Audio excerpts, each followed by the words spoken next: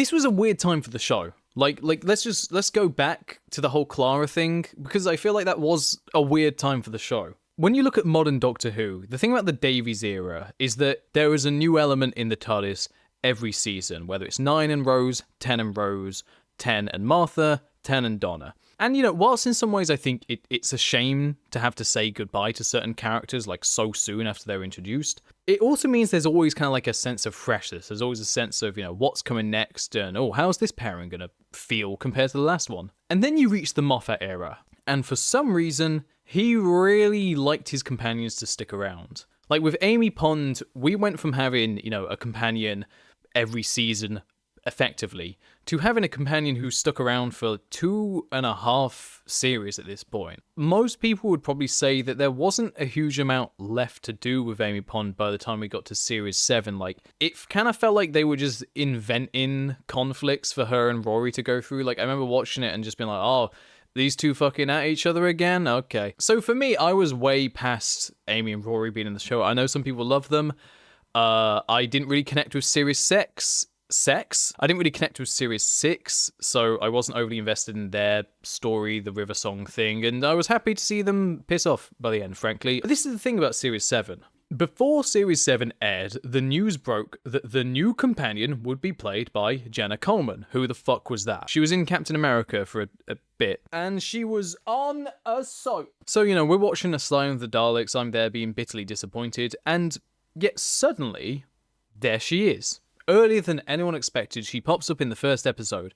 And I remember this causing this genuine moment where people like people who weren't really Doctor Who fans and didn't watch the show were coming to me saying like, oh, I was kind of hoping a Dalek was going to be like the next companion. It's funny, like, I actually think that probably would have had more chance of being a genuine hook for the audience than the Impossible Girl mystery box.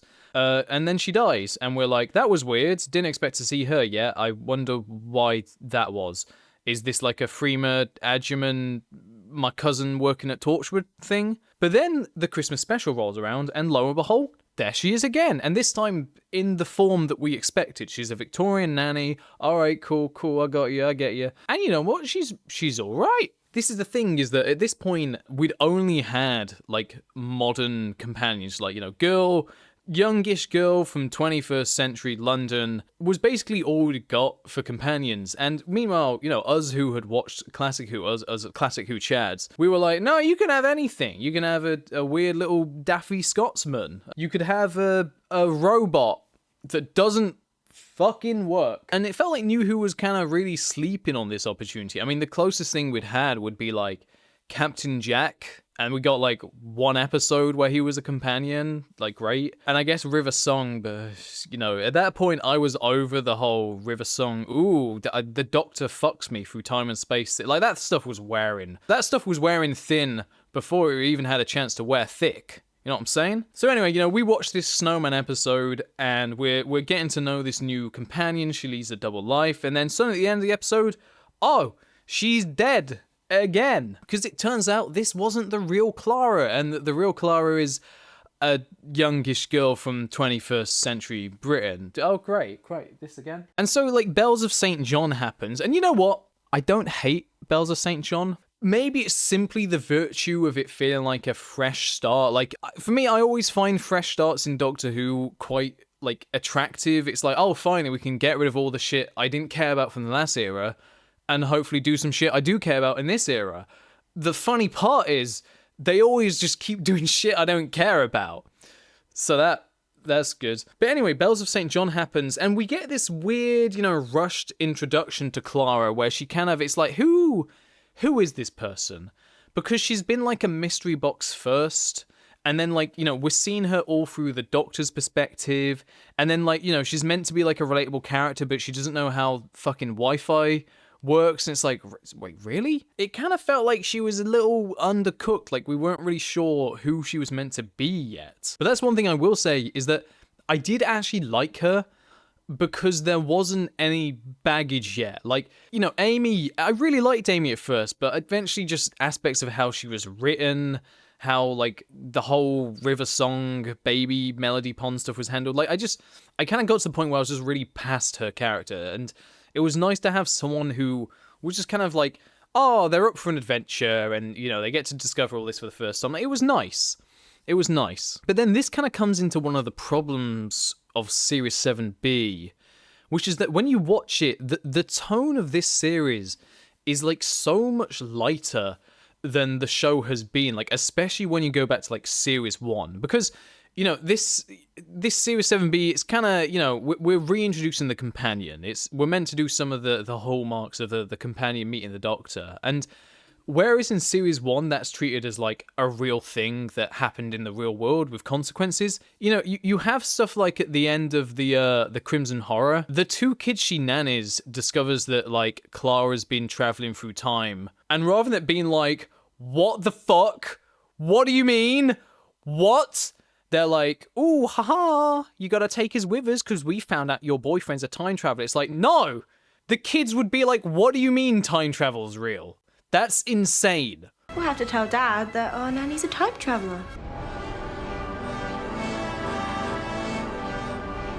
I think that does kind of harm Clara. Like, it feels like her character, the drama surrounding her, just isn't really taken seriously, or, like, as seriously as it could be. It's played, like, very fluffy. And I think because of that, she's fine in this series, but she doesn't feel entirely like a fully tangible person. Like, I don't really relate to her or connect to her entirely, because she has been more of this kind of mystery box thing. And then this little name of the Doctor. So the conclusion to Clara's arc is that in order to save the Doctor from himself or whatever the fuck was happening in that story, she traveled into his time stream and basically undid the great intelligence messing with the Doctor's life. And you see all these clips of, like, Clara's helping different Doctors, and you kind of go, oh, what? Even though it's a course correction, the outcome of that equation is still Clara has had a profound influence all over the Doctor's life. It's still taking the entire past, 50 years at this point of Doctor Who and going, hey, my fucking OC, she was all over that shit. She was there. Every fucking adventure, she was there. I'm Clara Oswald. I'm the impossible girl. I was born to save the Doctor. And this is the kind of stuff, like, Moffat would just do a lot of this time. He'd just kind of be like, oh, this is a great idea, fucking put that out. Oh, I'll just rewrite that the TARDIS has actually never been bigger on the inside. That'd be great. It'll be a funny line. And it'll be like, man, there's like 50 years of a show here that you've just had your way with. You dirty man, Moffat. So yeah, like, fucking, this happens. Clara's there. Even when the first Doctor was trying to leave Gallifrey, Clara's there being like, pick this TARDIS. The end of the day, the final equation, the total sum of its parts, is still that now the show pretends Clara's always been helping the Doctor just as 1,000 different versions of herself, except we only just started noticing them, like, this year. We only started noticing them, like, here. They didn't turn up before that, but they've always been there, trust me. And then you get the time of the Doctor, and, like, the thing with Clara in the time of the Doctor, this is, like, the first time we actually kind of see her family, or, like, or her living on her own. And again, it's sort of like, we just don't spend any time there. It's mainly used for, like, comedy. It's used for, oopsie doopsie, the Doctor's naked, and now the grandma wants to shag him. Again, it's more Moffat stuff. So, to be clear, no one except me can see your clothes? Yes, and I'm starting to think it may be causing tension. Are we playing Twister now? Like, this is the thing, guys, like, Moffat's great, but he's just got this, like, side to him that is like, ooh, gotta take the rough with the smooth, haven't you? You gotta, if you want to enjoy a bit of Moffat, you gotta be prepared for some weird sex thing to crop up that you're just like, this doesn't feel like it should be here. But that's the thing. Clara, she likes the Doctor likes Clara. Oh, she's in the 50th as well. She works at Coal Hill School now. Sure, why not? This is what I mean, is that it was just kind of throwing stuff at her character, being like, and now she works at Coal Hill School because Willie Chesterton did it. That's Ian, actually. William's the name of the actor, so fun fact. All you don't know Doctor Who, it's Willie Russell. End of this, obviously, the 11th Doctor regenerates, and we get the 12th Doctor. And this is when things suddenly get a bit weird. Some people will say this is the point Clara's character finally clicks. It finally comes into its own. This is the point where they actually give her a character and something to do. Other people will say this is when Clara gets annoying. This is when they don't like Clara. This is when she really starts to feel like she overtakes the show. And you know what? I'm in this kind of weird middle ground. Deep Breath had like a hard thing on its hands because at this point, this is the first time since David Tennant in Series 2 we've had a Doctor change with an incumbent companion, with a companion staying through that change. And so, whereas Rose had all these really well-defined characters of Jackie and Mickey to kind of see her through this change, it's like, oh, who have we got? The fucking Paternoster gang. Oh, great, they're the ones who are going to advise Clara. And like, I don't like the Paternoster gang, I'm really sorry, I just don't like them. And then suddenly, I've got this weird story where it's like, well, I don't like the Paternoster gang. Peter Capaldi's Doctor, you know, they're doing all the post-regeneration stuff, they're making him really slapstick, so he hasn't kind of really settled into place yet. And then you've got this Clara character who I, like, barely know, who's suddenly like, I'm not happy that the Doctor's different, what the fuck is this? And I'm there kind of like, oh, okay, when we're gonna get through all the slog and get to something that's a bit more, you know, fun? At least, you know, those are my feelings, like, at the time. I have more of an appreciation of what they were trying to do now. But I still think it makes it a bit of a tricky transition, that it's Clara not in her hometown, interacting with people that she's met, like, once, and being really, like, frosty with this Doctor, who's also really kind of aloof and frosty. For some reason, the tone is, like, really weird. We've got, like, cartoon sound effects being played and like weird out of place slapstick. There's that awkward bit where Moffat has to write in like this Blue Peter winner's like invention, and it just slows down the whole episode to like a halt for again some like, "Ooh, Clara, put your clothes on" jokes. A lot of muscular young men doing sport. What are you looking at? Your subconscious. Is that sport? It could be sport. Well, put your clothes back on. They are on. And then suddenly, this episode after that, this is where kind of the escapist angle of Doctor Who sort of disappears. And for some people, that's a good thing. But I think how much you can get on with Series 8 really depends on how much you like these two characters. And at the time that it was airing, I really struggled to get on board with the 12th Doctor or Clara. I had no sort of window into this show. I had no entry into it. Because, you know, with someone like Rose, she was incredibly realistic and grounded and well-formed. It was very identifiable instantly. Even though I wasn't a 19-year-old fucking council apartment girl from London, you know, I could relate to the idea of being someone young, living a completely ordinary life who stumbles upon something insane. Whereas Clara wasn't that. She'd never been that. She'd always been weird and always been a bit of a weird mystery box. She was a character that I just really couldn't connect with. It's like, well, she's a school teacher, but like, I don't know why she's a school teacher. She just has become one, and we haven't seen a lot of her at the school outside of a bit in the 50th anniversary, but then immediately in Into the Dark they're trying to set up this like romance with her and this like tragic Danny Pink character, and like he's not necessarily a bad character, but like he's another stick in the mud in an era full of stick in the mud. It's like, I know all their dialogue is like hard going from the start. They don't even have like a nice little fun escapist moment. Like straight away Clara's like, You shoot people and then you cry about it afterwards. Bro, what the fuck? Why would you say that? Like, what the fuck is wrong with you? And that makes her like less likable. And I get it. I get that the thing is meant to be, oh, she's been with the Doctor too much, she's been too much like the Doctor. But then like, well, she's been with the 11th Doctor before this. Like someone who, especially during Series 7, was this kind of cartoonish, exaggerated, goofy version of himself. And I just find the writing gets a bit odd. Like with the whole Capaldi Doctor, it feels like there are lines that could have been played with more of a twinkle, like a weird little sarcastic, like, oh, does he mean this, or are you just messing with me? You're not a young woman anymore. Yes, I am. Well, you don't look it. I do look it. Oh, that's right. Keep your spirits up. But for whatever reason, Capaldi chooses to play it completely straight, and the humor, rather than being like in classic Who, where the humor would be, the Doctor says weird stuff because he's an alien and he knows what he's talking about and he isn't worried about what other people are thinking, and the other people are like, who the fuck is this guy? What's he saying? Like, that's funny. I always love that stuff. Everyone on Earth's heard of Count Scarleone. Ah, well, we've only just landed on Earth. Right. This time around in Series 8, it turns into like Clara tries to do something like normal and human, and the Doctor's like, why are you doing that? Well, I don't understand. Why are you taller? Why have you got heels on? You need to reach a shelf. Why is your face so coloured in? Are you taller? Heels. What, do you have to reach a high shelf? It's too late. You've taken your makeup off. No, I haven't. I'm still wearing my makeup. Clara, you look lovely today. Have you had a wash? I'm there like, well, hang on. I get that, like, he's got a new regeneration cycle, but he hasn't forgotten what, like, he hasn't forgotten what makeup is. He surely hasn't forgotten what, like, human social norms are. And it just feels like, rather than the joke being, the Doctor's this, like, enigmatic weirdo, and other people go, what the fuck?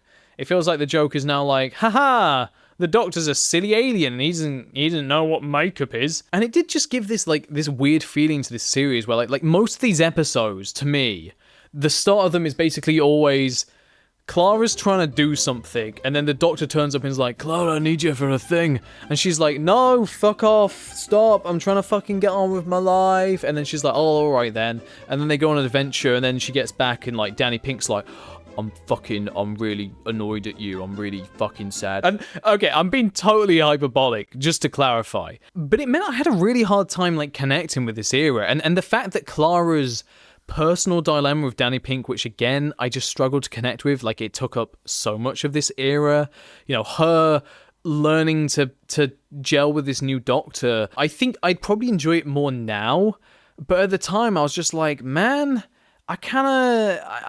neither one of you are really doing it for me right now. Not many episodes after we've just had Clara getting splintered through all of the Doctor's timelines, we have Clara visiting presumably the first Doctor in bed and being like part of the reason why he like fears what he does and thinks the way he does. It really does start to feel like a bit much after a while. By the time we got to Series A, I had been craving a series that just went like, let's stop thinking about the whole Last of the Time Lords. Let's stop thinking about the whole, the Survivor's Guilt, the Time Lord Victorious, let's put all of that behind us. Because we've just polished it all off with the 50th anniversary, we've resolved all of that, so this should be us looking forward and being like, now the Doctor can just be the Doctor. It can just be like, I'm the Doctor, I roll up, I like to help out, sometimes I make hard decisions, but that's the life, baby. And yet we get to the start of the season, the Doctor's like, tell me, Clara, be my pal. Am I a good man? And I'm like, oh, with this shit again? I get it. It's the arc of this series. There is a conclusion. There's a point we reach the end of the series where he goes, I'm an idiot with a box. And it's like, great, yeah, we're good. Fixed it again. Cool. Can we get on with the fucking show? But I just remember at the time being like, I feel like I've been sitting through so much whiffle, waffle, waffle. Oh, Doctor Who, and the whole like, I'm the Time Lord Victorious. It got to a point where I'm like, man, can we just get on with like a cool adventure, please? And the fact that Into the Dalek, we start that and it's like the Doctor's been led into a room with a chained up Dalek where like he's like, oh no, not a Dalek. And then the Dalek's like, you would be a good Dalek, Doctor, or you are a good Dalek. And it's like, yeah, we did this like nearly 10 years ago. I have more respect for it now, but it really alienated me from the show. Like, I think that's the thing is that, with Series 1, it's like, oh, there is drama, there is conflict, but the idea that, like, hey, you get to step aboard this time machine, go on adventures in the past, the future, out in space, that was still treated as, like, the fun, cool, exciting thing to do. But, like, this era, that is kind of treated as, like, a bit of a hassle. But then the rest of her life was all this, like, Danny Pink drama that was just kind of, hard to gel with. And like, the Doctor was way too hostile to him with, like, the whole I don't like soldiers thing. It's like, it just all felt really laboured to me at this point. Where it was like, it doesn't feel like natural drama occurring. It feels like drama that's very forced. And by the time you get to Flatline, this was an episode where obviously, because the Doctor's trapped inside the TARDIS, Clara takes up the lead and is like, I'm the Doctor. Nowadays, I can look at it and go like, it's a fun gimmick, it's a fun dynamic for the episode, and it nicely feeds into the intended character arc of the season. But on the other hand, it did feel like it was really rubbing this face of like, it's Clara's the star of the show. It's not that she's the star of the show and we see the Doctor through her perspective, but it instead felt like she's the star of the show, so she has to one-up the Doctor somehow. And again, this continued into like Death in Heaven, where you had this weird moment of her introducing herself as the Doctor with like the eyes in the title sequence. For a second, I nearly thought like, shit, are they going to reveal that like for the whole season, like Clara's actually been the Doctor and Capaldi's like something else? They didn't, obviously. And I think, like, that's the thing is, if you like these characters, all of this stuff works fine. But, like, if you weren't really getting on with Clara, and you weren't really getting on with the Doctor, I think a lot of this drama for me felt like it was getting away from, like, well, where's the stuff I actually want to see, you know? A lot of this is really bogging it down for me. Finally, in The Last Christmas, this is Clara's proper goodbye, and she gets, like, a proper big send-off, and it's like, all right, you know? We're doing it. We're finishing off Clara's arc. Clara's stepping down. And then what happened? She's back. This is one of those like little kneecap moments for Doctor Who where I'm like, ooh, you might have shot yourself in the foot with that decision. Because the problem with Series 9, as beloved as it is by certain, you know, people, especially online, and a lot of the Moffat fans, you know, feel very strongly towards this series, it is just another series of the Doctor and Clara again. You know, it's this character who had been, you know, part of the show since 2012, popping up again in, you know, autumn of 2015, 3 years after she was first introduced. And it just starts to feel a bit like, oh, so there's not a new perspective brought on board the TARDIS. There's not like a new jumping on point for audiences to maybe tune back in who got a bit lost with all the Clara stuff. It's just the same characters doing the same shit. Not entirely, obviously. And it made it feel like the series just really hadn't moved forward. It was kind of stuck in a bit of a rut, in a way. And I think when you then get to this finale, you know, this is really divisive. Because again, what we're doing isn't it's not that it's necessarily like a bad idea, or necessarily that it's poorly done. The idea that the Doctor loses yet another companion and decides, no, like, enough's enough. I do not want to be beholden to like the rules of time. I don't want to face losing someone again. It's an idea worth exploring. I think it does make for something like quite interesting. But it's the fact that like it's Clara again. It's the fact that it's the girl who was the impossible girl, the girl that was split all across his time stream, the girl who was starting to kind of like almost act more like the Doctor and take the Doctor's place. And even just the fact that that first series had a lot of focus on like her life and her problems in a way that wasn't as fun and escapist as in the past, means that by the time you get to this story and it's like, oh, the Doctor's doing it all for this one companion, this one character, to the point that he'd, you know, risk it all and break like a bajillion Gallifrey rules or whatever, just to try and bring her back to life. And then the fact that after all of that rigmarole, she does get brought back to life, and she gets to travel through time and space in her own TARDIS, basically, for as long as she wants. And then finally, that was the back of her. We said goodbye to her. It was just a weird time for the show, I think. I think, you know, people who love Clara, who defend her, you know, strongly, they love her drama, they love the struggle she goes through, they love her character arc, they love how her character interacts with Capaldi. I can appreciate a lot of that, but I didn't connect with it at the time, and it means that pending when I next rewatch it all, I've kind of still struggled to connect with it anytime I've gone back to it. And I don't blame people who did start to feel like this one character was sort of dominating over the show, because frankly, she is in it for like basically 3 years, if you will. And she has a huge amount of influence. So yeah, I don't know if I've got anything else to say. I don't hate Clara, but she was a difficult companion, and I don't blame people for being alienated during this time period. It's not for everyone, this stuff, and it wasn't for me when it came out.